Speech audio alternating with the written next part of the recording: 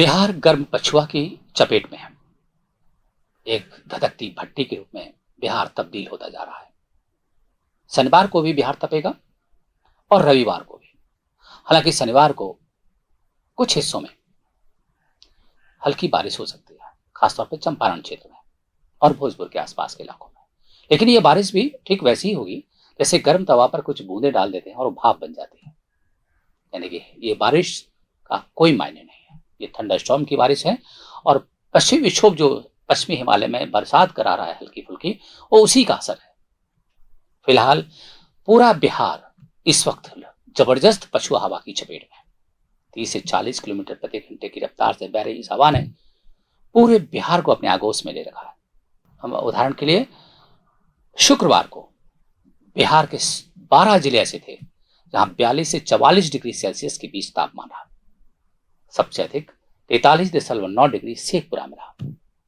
ये पूरे जितने भी जिले, जिसमें मुख्य रूप से गया, गोपालगंज, औरंगाबाद, खगड़िया, नवादा, पटना, रोहतास, जमुई, भोजपुर, बांका, ये सब वे जिले हैं जो दक्षिण और पश्चिमी बिहार में पड़ते हैं। जहां पर बांका जैसी जगह भी हैं, जहां पर कुछ जंगल भी है, और भोजपुर, बक्सर और गोपालगंज और कुछ ऐसे भी इलाके हैं पटना जैसे जहां पर जंगल बिल्कुल नहीं है। बिहार एक तरह से एक धधकती भट्टी में तब्दील हो गया है। बिहार के शहर हीट आइलैंड में तब्दील हो गए हैं।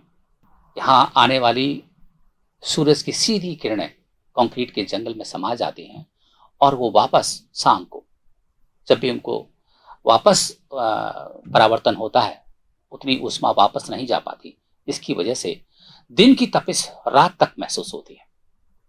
इसी तरह बिहार का जो खुला क्षेत्र है वो धधकती भट्टी में तब्दील हो गया। ये ऐसी भट्टी है, ये एक ऐसी आग की ये एक ऐसा क्षेत्र होता है जहां पर गर्म हवाएं होती हैं और जो भी उसमें समाता है उसको पछुआ के थपेड़े, गर्म थपेड़े, जिसको हम तपिश भी कहते हैं, बहुत ज्यादा महसूस होती है।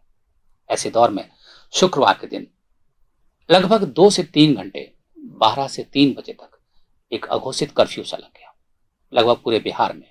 हालांकि जरूरी कामों से लोग निकले, अपने एहतियात करके निकले। शुक्रवार को मतदान भी था। मतदान हालांकि खूब ठीक हुआ। लोगों ने लोकतंत्र में बड़ी जबरदस्त भागीदारी भी की है।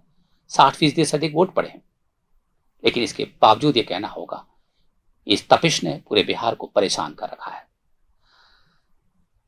आने वाले समय में ये 30 अप्रैल तक ऐसी स्थिति बन सकती है। इसलिए एहतियात रखना होगा। बिहार, दक्षिण पश्चिम बिहार के लिए ऑरेंज अलर्ट भी आईएमडी ने किया है। वैसे तो पूरा बिहार ही उसकी चपेट में है। मैं एक बहुत दिलचस्प चीज एक और बताना चाहता हूँ इस तापमान के बारे में। गंगेटिक बेल्ट में है बिहार का आधा हिस्सा, यूं कहें लगभग पूरा हिस्सा गंगेटिक बेल्ट के आसपास ही है, सिमटा हुआ है, उनकी सहायक नदियों का है। एक महत्वपूर्ण यह कि गंगा के किनारे अगर तापमान की तुलना करें, अगर हम उत्तराखंड से आगे बढ़ते हैं और यूपी में प्रवेश करते हैं तो कानपुर में 43.6 डिग्री तापमान रहा, वाराणसी में 43.2, प्रयागराज में 44 और पटना में भी 42 से 43 के बीच तापमान, यानी कि गंगा के आसपास के किनारे जबरदस्त तपिश में है। इसकी क्या वजह हो सकती है, एक अध्ययन का विषय है। लेकिन ये सच है कि गंगा के तटवर्ती क्षेत्र वनस्पति विहीन हो गए हैं। उनकी जो रेत के तमाम जो बालुकाएं हैं, टीले हैं, वो जबरदस्त तप रहे हैं। यही वजह है कि पूरा गंगेटिक के आसपास पड़ने वाले शहर ज्यादा तपिश में ज्यादा महसूस कर रहे हैं। एक चीज और, बिहार में शुक्रवार को ही सीवियर हीट वेव दस्तक दे चुका है।